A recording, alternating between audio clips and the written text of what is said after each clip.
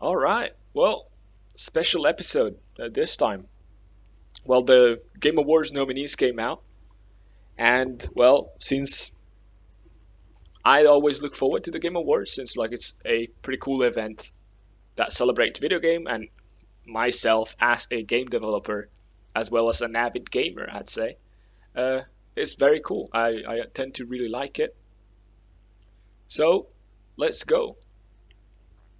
So I mean, honestly, this is a weird year, maybe because I haven't actually played that many of the games that have been uh, well, I nominated basically. I mean, here already for the game of the year, I haven't actually played any of them. But I have to say that I tend to be very up to date with what's happening with like the games that came out. I do tend to follow like news and like the reception of it, and I still do hear a lot. That I mean, I spend a lot of the time uh, just doing that. So yes, I do. I would say that I'm quite aware of how things have been, even though I haven't necessarily played them, right? So, I mean, to start with the game of the year might be a little bit weird. So I think I'm gonna actually take this one for the, make this one the last. I do have a lot of decent comments on it. Well, we'll see there. So best game direction. So for game direction, I mean it's similar. It's a bit different the game of the year, but it's similar to some extent. So what you expect in is what well creative vision and innovative innovation in the game direction and design. To some extent, it is innovation. So in that sense, Deathloop is quite interesting. The fact that it's like the whole loop system, which kind of goes similar to Returnal actually, because Returnal is also like it's basically a roguelike made into a triple A storytelling game, which is quite interesting. I haven't actually played it. It Takes Two, quite interested. From the same studio that made how was it called? A Way Out with the two brothers, well, the two friends, I guess, who escape prison and then kind of like a similar game when you, as long as one of your friends has the game, you can play it with someone else, which is like a purely co-op game. The the guy, the director, is quite eccentric. He times like last year, the past two Game Awards, I think he appeared on stage. And he tends to be quite funny. So I like the guy. I don't know. Psychonauts, not sure, but I wouldn't necessarily say too innovative. Same as Ratchet and Clank. I mean, they add stuff to it, but it is pretty much the same formula of game, just to another level to some extent. Ratchet and Clank looks like an awesome game to play, honestly, and has been well received, and it looks pretty cool. Psychonauts 2, I would say similarly, but they don't seem extremely innovative. So I would have to give it, in my opinion, between Deathloop and Returnal. And in that sense, I'm not sure which one to give, but I guess maybe it's a bit biased, but I really like Arcane Studios. So I would have to go for them. Even though the game technically has not been extremely well received, it's still a good game. It still has a little bit of that Dishonored formula, which I really like. I really like Dishonored. So, anyways, keep going. Best narrative. So for the best narrative, this is a bit more complicated because, well, since I haven't actually played the games, it is difficult to vote because even though I know what the games are about, I do not know the story because I don't want to get spoiled in case I do actually play them. Therefore, well, honestly, I would even say that I can't vote here. I just can't vote because I just don't know the story. Therefore, I can't judge the narrative. Based on the reception, uh, I would be between Life is Strange, Marvel Guardians of the Galaxy, and Deathloop again. I mean, this one's pretty nice too, but it's more about the relationship between the two characters within the married couple than like the actual story. Well, what they traverse through, I guess, but it's still quite good. But anyways, I really don't think I can vote for it. Best art direction. Okay, so here I understand why Cyberpunk has not been nominated for many things, but honestly, I expected it to be nominated for art direction. Because even though the game, well, we know how it came out, uh, the art in the game, it's you can't deny that it's amazing. Like an art, I mean the actual visuals overall. The city looks amazing, the clothing is amazing, the guns do look cool, and the music looks cool. So for me, it's not just about you know, art direction in general, because Cyberpunk has been nominated for best soundtrack, which I agree the soundtrack is amazing, but it also has very cool art. So art direction would fit. I think it would really fit in this category. So I'm actually surprised it isn't. So outside of that, I mean, Artful Escape definitely deserve it. Maybe. I mean, Kena also being the first game from that studio is quite nice. Ratchet and Clank does look amazing, but again, it's just a refined version of what Ratchet and Clank was already. I mean, all of that Rift part of it is quite cool. Psychonauts, I don't know. I don't think I can give it to him. Deathloop is nice, but it is pretty much the same formula as Dishonored, a bit touched on, but it's still a bit less dark, I guess. But still. So I'm between Artful Escape and Kena Bridge of the Spirits. Obviously, by the name Artful Escape, kind of. Maybe. I don't know. Honestly, I think I'm gonna give it to Kena. I think the game looks amazing. It is very much like one of the complaints that I've heard about it, not art wise, but is the fact that the game feels like a movie, feels like an animation. Uh, and I mean, honestly, the studio is an animation studio that now is recycling itself into the game. So in that sense, it makes total sense. Uh, but art-wise, it looks amazing. One of the details someone mentioned that is super cool is that there is so many expressions and shit you can have when you do the photos in the photo mode, which actually is quite cool. Anyways, I think I'm gonna give it to Kenna. I think it looks cool. I really like the way it looks. So there you go. That's my vote. Best score. I mean, here I was talking about it before, and I have to give it to Cyberpunk. The music here is the game music. That's something that is honestly amazing. I mean, I listen to the music outside of the game, so I don't think there's much of anything else to say. So yeah, I mean, it's going for Cyberpunk. If there's one thing that they did correctly is the art in general, and Cyberpunk really nailed that. Audio design. Not having played the games, this is again something that's a bit difficult to play, to judge.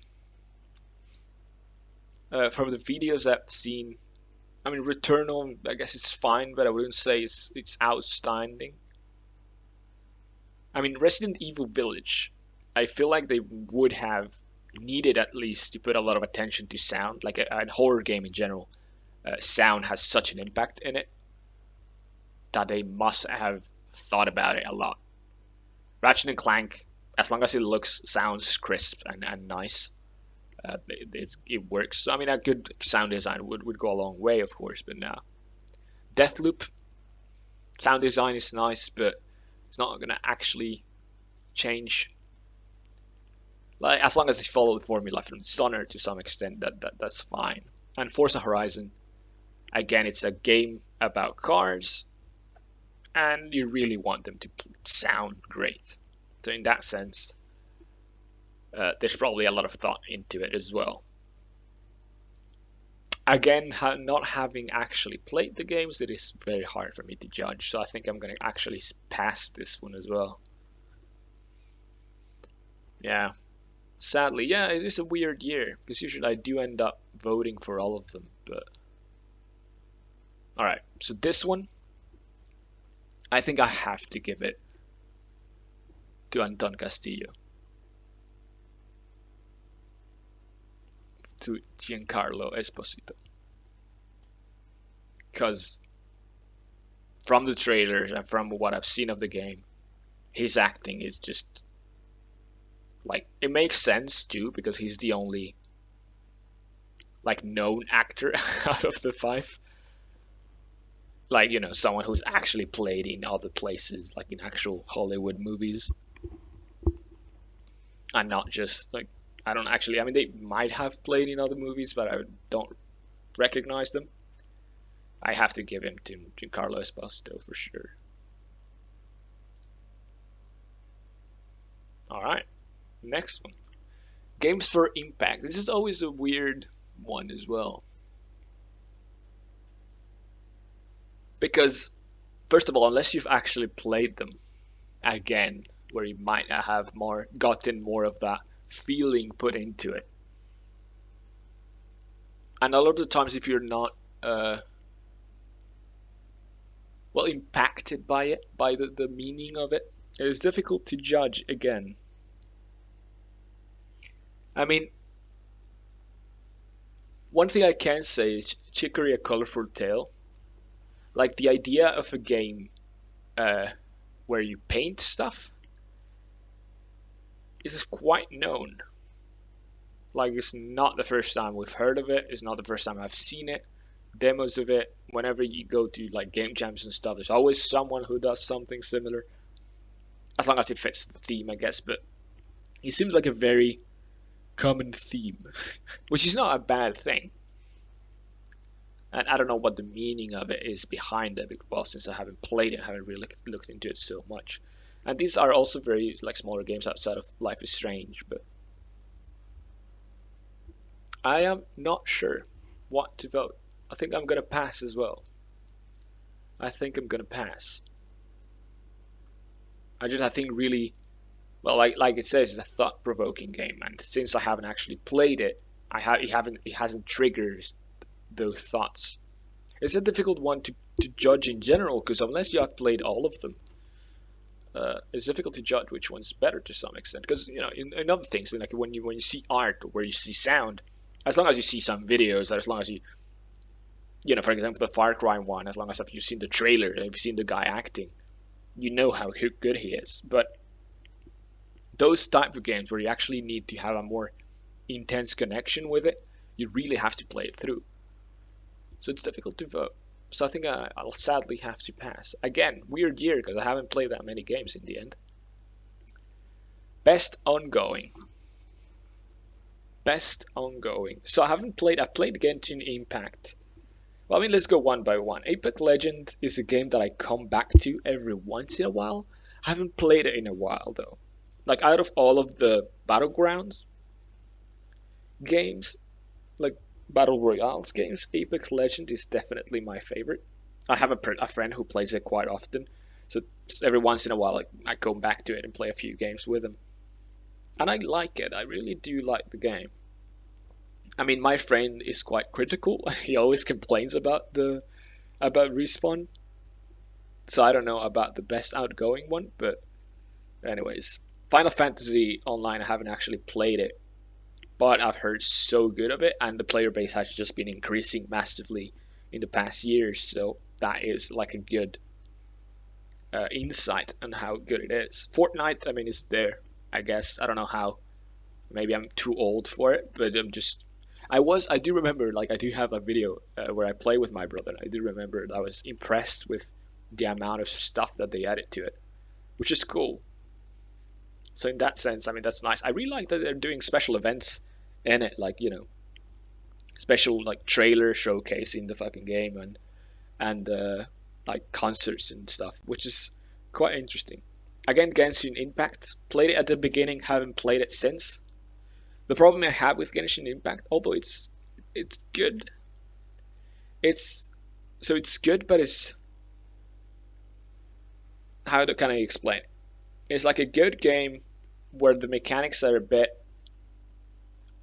surfacey, so they could be a bit more developed in general. Plus the whole like gacha part of it, I'm not too much of a fan. I mean, the game is free, so in that sense, it's acceptable.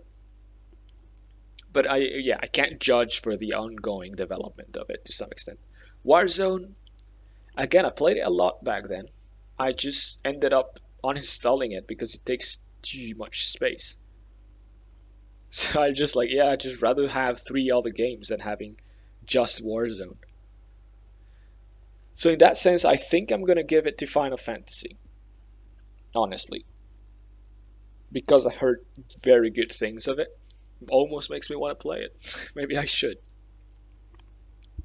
Best indie game. 12 minutes. So I played 12 minutes. This is actually the only one I've played. I've looked at a lot of videos on encryption and Loop Hero. I haven't actually seen Death's Door too much.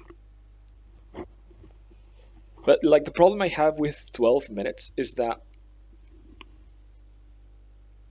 uh, so the way that it works is that you are kind of in a loop and then you have to kind of do different things, and as the loop passes, your character remembers what's happening. So uh, you actually get locked out of some possibilities. Once you get certain past certain points, if you missed some other information, if you missed some possibilities, you can't go back unless you reset your story progression. So that kind of bothered me quite a lot. I enjoyed it, but it's one of those like point and click with weird connections where you have to do them in very specific orders if you want something to happen. My experience is that most of the things I tried didn't go anywhere. So I think they really needed what I thought it would be is that because it's only 12 minutes, a lot of possibilities were, and in the end, it doesn't seem like there is that many possibilities. At least less than I hoped for. But it's okay. Death Door, I actually don't know much about it. I know it's a roguelike, if I'm not wrong. Inscription, I mean, the design of it and the way that it's put together, it's amazing. Honestly, sometimes I look at thumbnails from all the videos and stuff like, what? This is actually Inscription as well. Because what I think when I hear of Inscription, this is what I see, right? Like a card game with a kind of weird, almost like medieval type vibe. But then sometimes you have some videos which is like, what the fuck? So it is quite funny. So interesting. Kenna, it's good. It has that issue maybe that it feels almost too much like it's a movie. Loop Hero, very nice, very innovative, I think. Very interesting concept for sure. The fact that you kind of make the game as difficult as you want. Of course, the more difficult you make it, the more you get as a reward. So maybe you progress faster, etc. But I really like it's a very interesting mechanic. But I think I have to go to give it to Inscription, honestly. I'm surprised Valheim is not here because that would have been my first choice for sure. But it is in some of the next ones. Here, I haven't played Fightesian. I have played Genshin Impact, but on PC. I mean, League of Legends Wild Rift, haven't played it, but I'm a bit, yeah, I don't know. It's just League of Legends, basically. The Marvel game, I haven't played either. I have played a bunch of Pokemon Unite, and I think it's actually quite fun. So I think I have to give it to Pokemon Unite. It is a nice touch on the MOBA genre. It's a bit different. It goes more for points rather than actual like objectives to some extent. So instead of like actually trying to destroy the other people, you're more like a point-based system. It's maybe a bit less punishing. Uh, yeah, I don't know. It's fun and it's Pokemon, so I know it's cool. I think I'm gonna give it to him. I'm gonna give it to him. Best community support. This one again, unless you're very active in a specific game, it's difficult to judge. But honestly, I am drawn towards voting for No Man's Sky, simply due to the fact that they've released so many updates since the game released, and they're like they keep improving the game, keep listening to the fans. And I was already like super surprised last time when I heard that they were adding some kind of like colony management, like what city management part to the game where you had, which is like what? I was really surprised. Like this is even like too much. They're going too far into adding stuff almost, which is crazy. And honestly, I should play it again. And I could even play it in VR. The fact that it has VR support is also amazing. Like out of the box as well. It's not even like a second version like Skyrim VR or whatever. It's just like out of the box it has VR support, which is amazing. And I mean, I think I have to give it to No Man's Sky. I mean, Final Fantasy, maybe I can give it to it as well, like because of how much it's progressed, I guess. Destiny, I actually don't know. Apex Legends. I mean, my biggest insight from it is my friend. Biggest insight from it is my friend, and he only like complains about it a lot. So I don't know. So I think I'm gonna give it to No Man's Sky. It definitely deserves some recognition, even though he already had a lot of recognition in past years as well. But innovation in accessibility. All right, this again is difficult to judge. First, if you haven't played it, and second, if you're not, well, impacted by it, right? I mean, the only thing I could judge is if, like, just looking at the options, how many they are, basically based on numbers. And in that sense, I do know that Ubisoft tends to add a bunch of it, but I can't really say for any of the other ones. So I think I'm gonna pass on this one. Base VR and AR game. I played I expected you to die. I expect you to die too. The demo, and it was cool. It's interesting. I would really love to play Hitman 3 on VR, but sadly it's only for PlayStation. Lone Echo, haven't played it. Resident Evil, haven't played it either. And Sniper Elite, I can guess how the game is, and it's cool. It is very nice. So I've seen a little bit of it as well, and it looks cool. So for me, it's definitely between I Expect You to Die and Sniper Elite. I Expect You to Die had a very nice setting, a very nice vibe to it, and it is quite funny, very humorous. I like the art style as well, like simple but like nicely done. So I'll give it to him. I'll give it to it. Best action game. So Back for Blood. People were quite hyped for its release, and then I have not heard much of it. Chivalry 2, yeah, it's always a cool game to play with friends and so on. It tends to be funny. Deathloop could be. Far Cry 6, definitely an action game.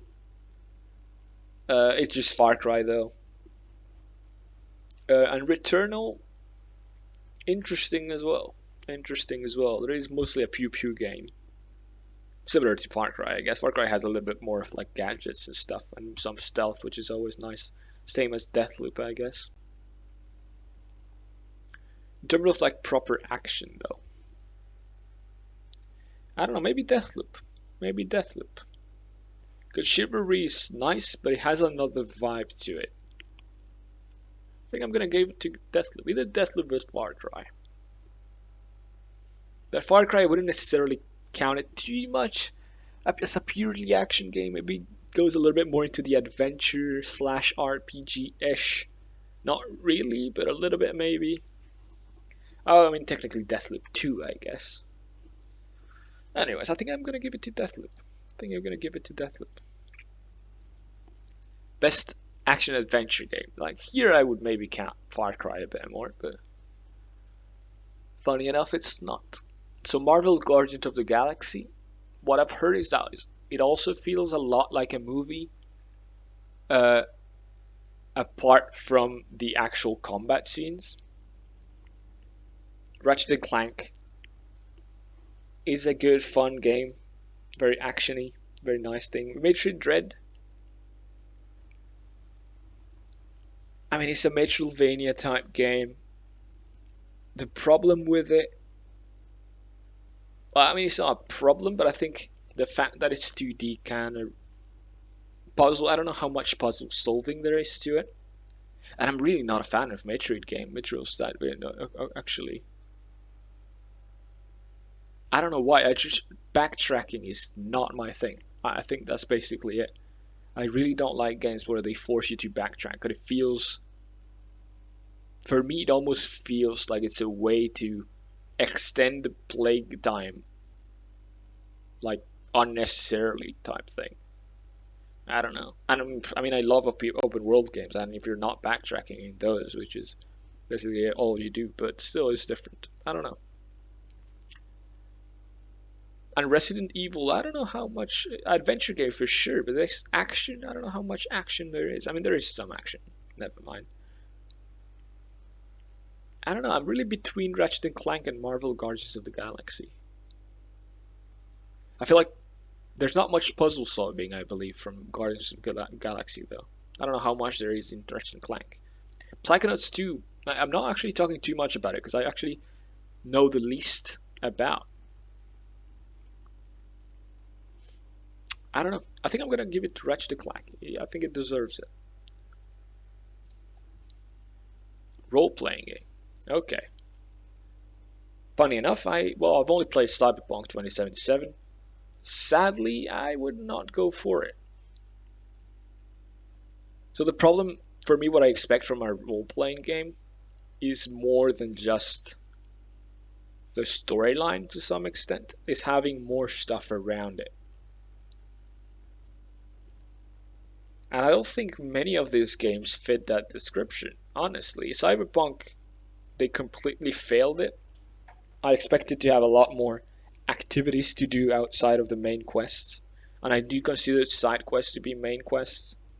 Not the gigs. The gigs are like what you would call side quests, I guess. But like what they call side quests in the game are kind of part of the story. And they're very cool. But RPG wise, like your progression as a character is interesting, but it's not amazing. Monster Hunter Rise, I haven't heard too much of it. Scarlet Nexus, on the other hand, I've heard good things, but I would consider it more of an action game than a proper role-playing game. I mean, I guess it's a JRPG, right? And I don't know about the other ones actually.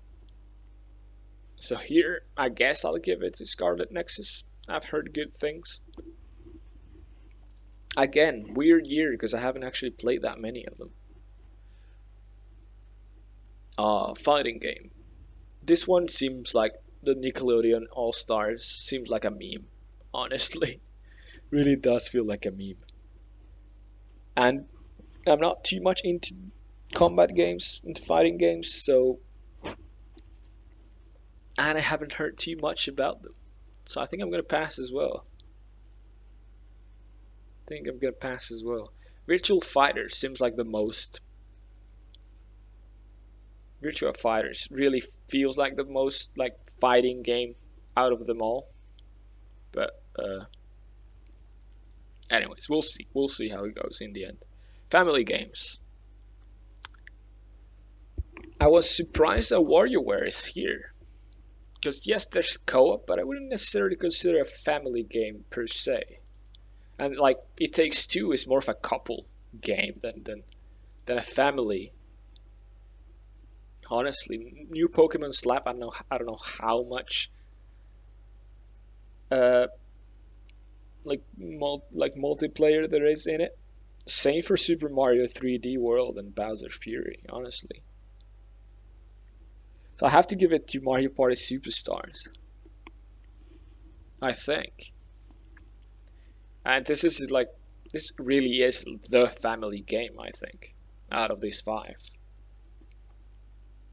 And plus the fact that they added, it is like a mix of all the previous Mario Party games. It's pretty cool. Like it brings a lot of memories. Best sim strategy game. Here, I mean, I don't know. It just feels weird to me that Microsoft Flight Simulator is mixed with these guys. They should just do different categories from simulation and strategy, because like Humankind and Microsoft Flight Simulators has nothing to do with one another, and same with encryption. Like honestly, these four fit in the strategy, but not this guy. I don't know what Flight Simulator is here, because Flight Simulator, for me, definitely uh, deserves like recognition, but it just doesn't fit in the sim strategy part. And it fits in the simulation, but not in the strategy. And for strategy wise, I really have to give it to Humankind. It's a new take on the civilization formula, and I like it. I've actually found it quite hard, but fun nonetheless and interesting. Age of Empires 4, I haven't heard too good of it. And Evil Genius, I've heard of it, but not amazingly either. Inscription I have, but since I've already given it recognition, I think Humankind definitely deserves this one.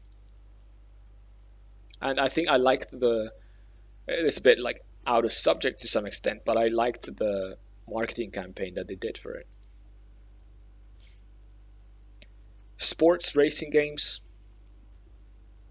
not too big of a fan of mostly sport games.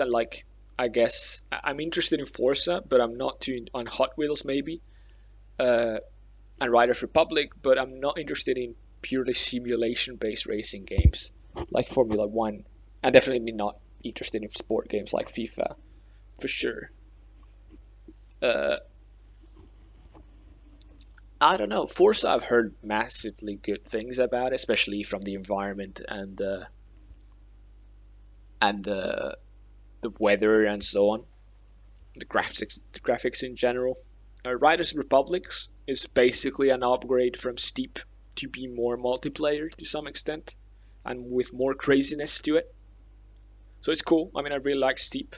So I haven't actually played Riders Republic. I almost jumped into it when it was free for a little bit. Maybe I should. Maybe I should. But anyways, yeah. Hot Wheels Unleashed is basically the gacha racing game.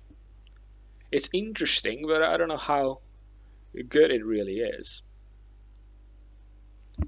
So I think I'm gonna give it either Riders Republic or Forza. I think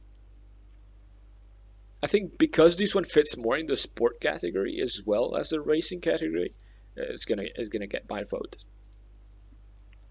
All right, multiplayer. This one, it's hard because Valheim is very cool, but I think it has like it's not a purely multiplayer game. You can perfectly play it like solo, and it's still a good game. I have played it with friends, and I would recommend that you do so too, but I wouldn't consider it a purely multiplayer game. On the other hand, I really enjoyed Knockout City. I think it's not extremely new of an idea, but it's very well made and very fun. Very, very fun. And very, like, oddly very strategic. And when you manage to actually play decently well, it feels very good. And that is like a purely multiplayer game as well. So I think I'm gonna give it to him. New Worlds, played a bunch, but it has something missing.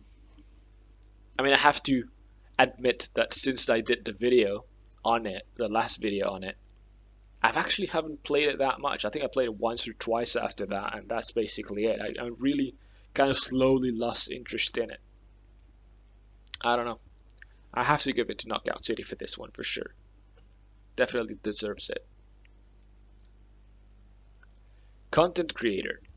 Here I was actually when because I knew every year they have this content creator thing. I was surprised. I was thinking how many non-English speakers they would have, and I'm actually quite surprised that Ibai got in. So for those who don't know him, he's like a Spanish content creator, streamer mostly. And I think I'm gonna go for him because he organizes big events, and one of the big events he organized was the balloon tournament, worldwide tournament, which is amazing.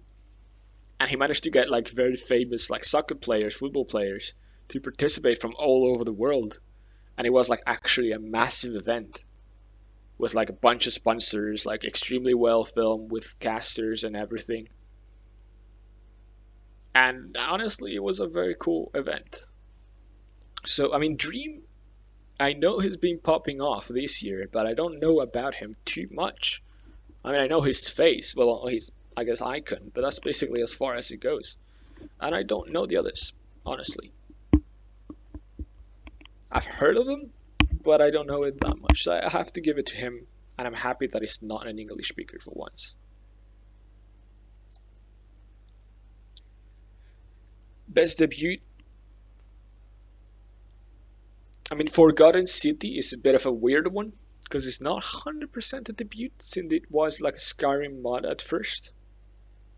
So in the sense they didn't have that much of that risk involved in making the game since they already knew it worked as a mod, right? So you already know that the concept and the story works.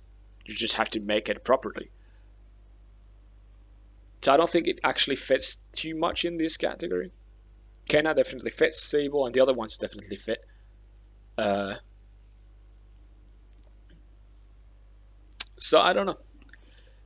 I mean, Valheim for me is amazing. It's such a small studio as well. There's Shedworks with Sable. I don't know how big the studio is. I really like the art style. Uh, what I would have to say, if I have to say something, the game is quite simple.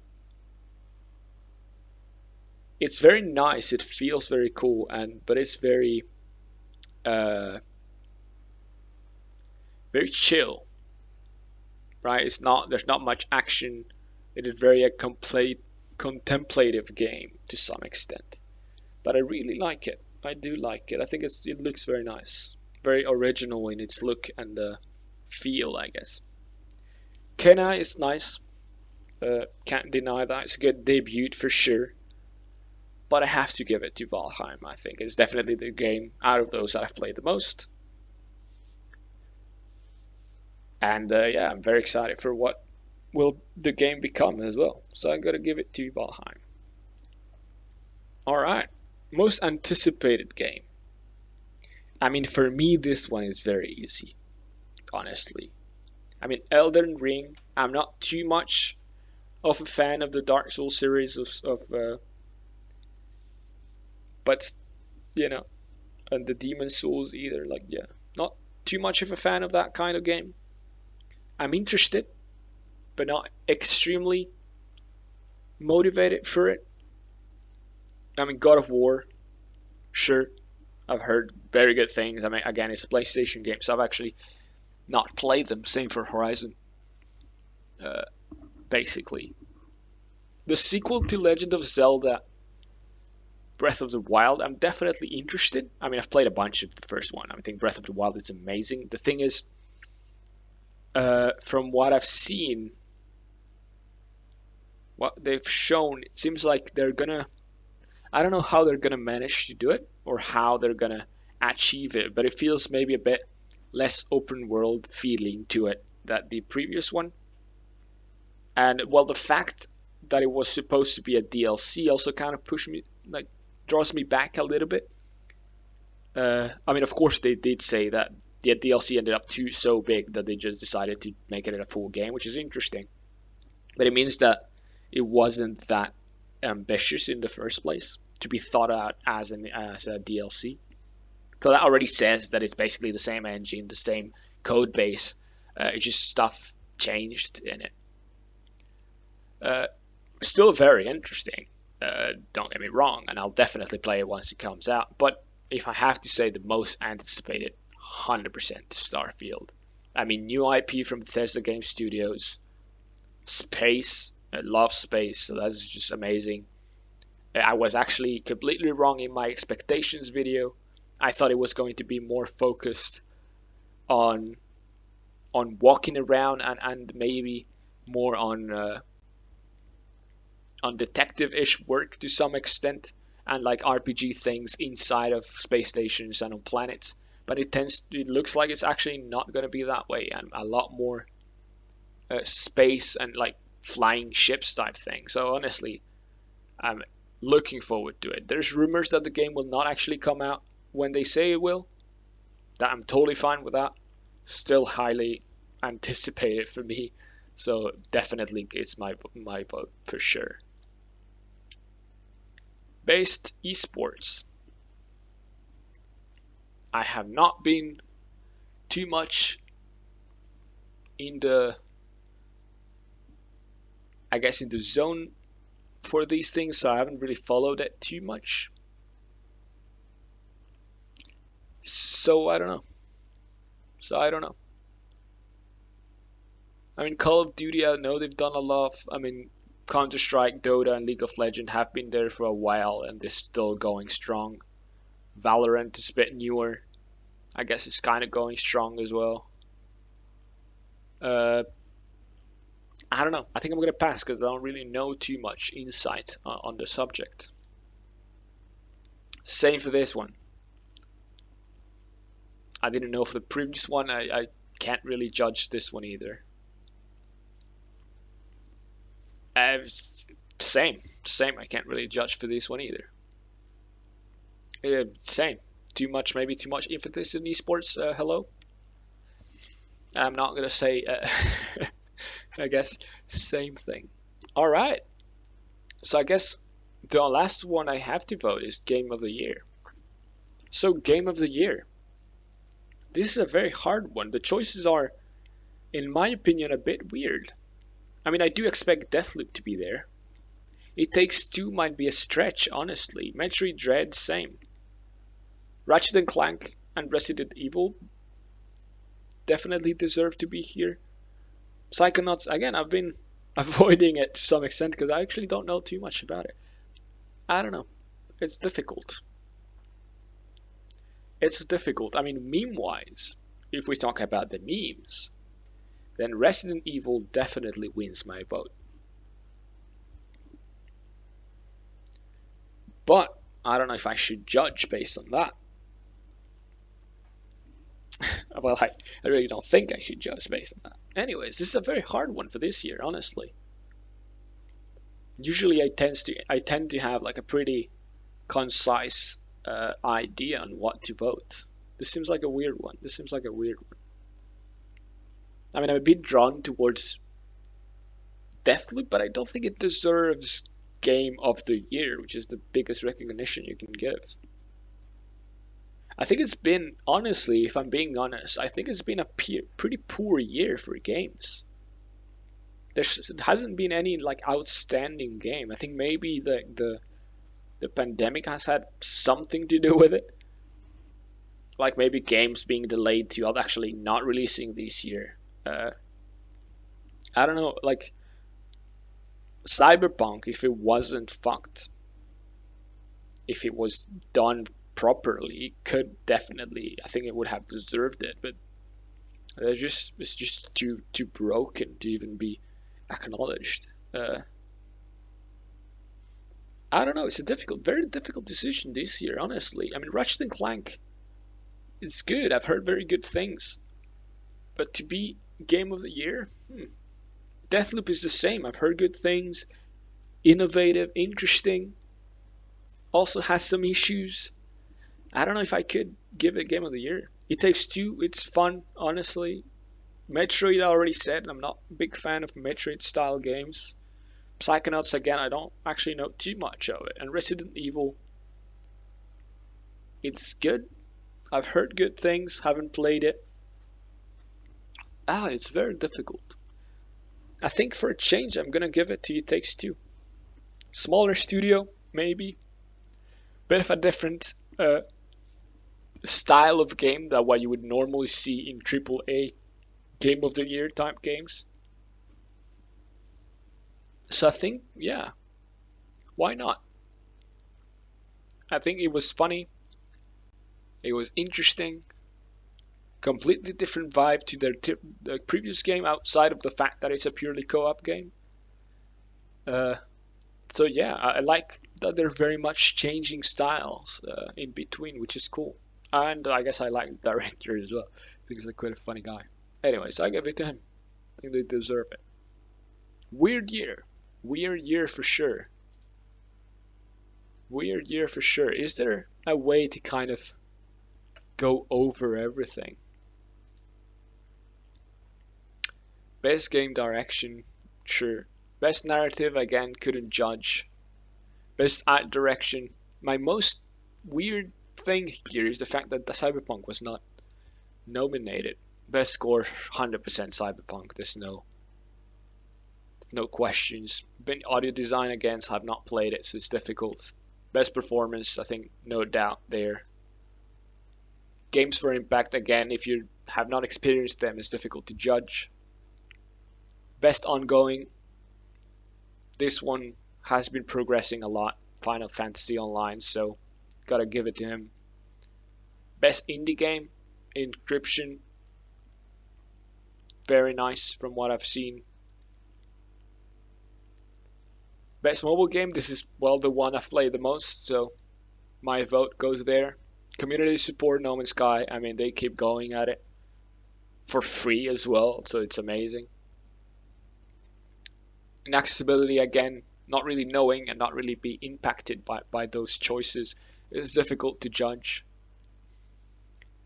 AR, VR, definitely this one purely made for VR, purely thought out for VR, which makes it very cool. And it's funny, I liked it, so there you go, my vote goes there. Action game, definitely action game. The other ones maybe are a bit different.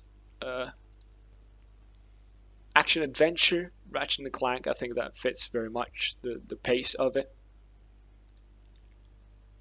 Role playing, Scarlet Nexus. Out of these ones, I don't think Cyberpunk deserves it, and this one is the one I've heard the most of it, so there you go. Fighting game, again, have not heard too much of it, and this one really feels like a meme game, so I can't really give it to it. And it's basically a copy of Smash, so difficult to really see it as the best fighting game, honestly. Best family game, I think no questions asked here. Best strategy, for sure, Humankind deserves it. Again, weird that Flight Simulator didn't have its own category. Of course, not only for him, but they could have had like a simulation category outside of strategy. It seems very weird that they didn't. Best Sports Plus Racing, Riders gets my vote. Multiplayer, definitely Knockout, the one I've had the most fun playing for sure. Well, Valheim also, but it's not, again, not only a multiplayer. Best Content Creator, fun. Happy that it's not a purely English speaker for once. Best Debut, Valheim, I mean, definitely deserve my vote. Most anticipated, I mean, there you go. There's nothing to say there. Starfield is 100% my most anticipated game. Then esports, don't know enough about it. And that's it. Well, alright. Well, that was fun. We'll see. We'll see when the actual Game Awards happen, what happens and what people have voted. I'm actually quite curious. It's been a weird year. It's been a weird year for gaming, for sure. I feel like next year is going to be a lot more interesting. Bigger names are coming out. But it also seems like it's going to be a bit of a weird one, because even though a lot of games are coming out, they seem to be coming out very late, 2022, which may or may not manage to get into the Game Awards, actually, which is interesting, because Starfield is releasing, when is it releasing, the 11th? 11th of the 11th, like Skyrim? I believe so, which is November, like around now. Will it actually make it into the game? Like, I don't know. It's interesting. We'll see, and we'll pretty much see. And there's rumors as well that it's going to get pushed, so maybe next year is also going to be a hard one. Not much happening. Maybe again, more indie games. We'll see. Uh, but yeah, I mean, after that, 2023, if not 2022, then 2023 is also almost guaranteed to be a good year, for sure. Anyways, we'll see. Well, that was it for me.